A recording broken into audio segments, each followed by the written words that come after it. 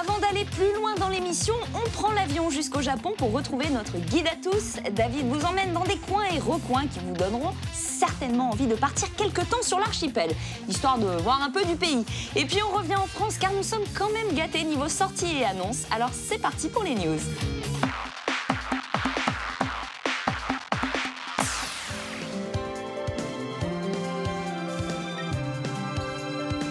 Konnichiwa, salut à tous. Aujourd'hui, nous sommes dans le sud de Tokyo, au centre de convention Tokyo Big Sight, et je vous emmène au grand événement culinaire Fabex.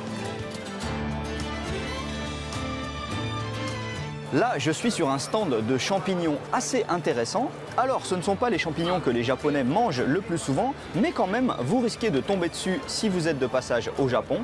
Ça s'appelle des kikurage.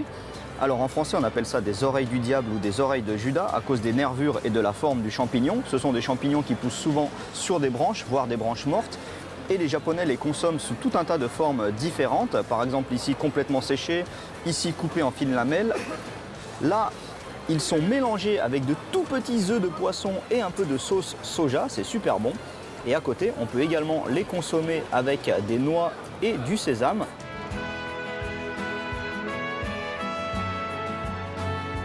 Certains stands japonais mettent évidemment l'accent sur les symboles forts du Japon, en particulier les fleurs de cerisier, les sakura. C'est pour ça qu'ici, on les retrouve sous plein de formes, parce que c'est comestible. Vous voyez, là, ce sont tout des préparations de sakura. Et du coup, ils en font par exemple ça, normalement, cette espèce de beignet, ça s'appelle un nikuman, parce que normalement, il y a de la viande dedans, mais là, on peut le faire avec de la pâte de sakura dedans. Là, il y a des senbei, des sortes de biscuits durs, salés, faits à partir de riz. Derrière, il y a carrément des nouilles, des somen faites elles aussi à partir de sakura. C'est pour ça qu'elles sont roses.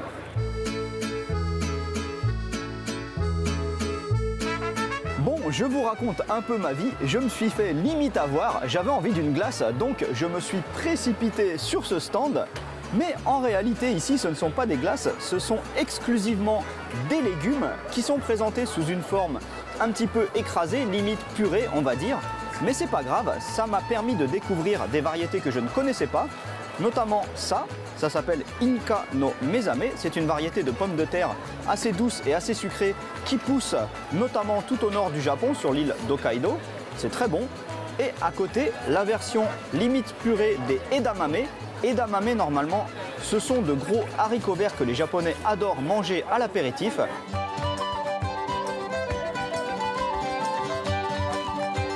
Voilà, comme d'habitude au Japon, tout finit toujours trop tôt. Là, il est environ 17h08, l'événement a fini à 17h et regardez, en moins de 10 minutes, presque tout est déjà rangé. C'est incroyable d'efficacité.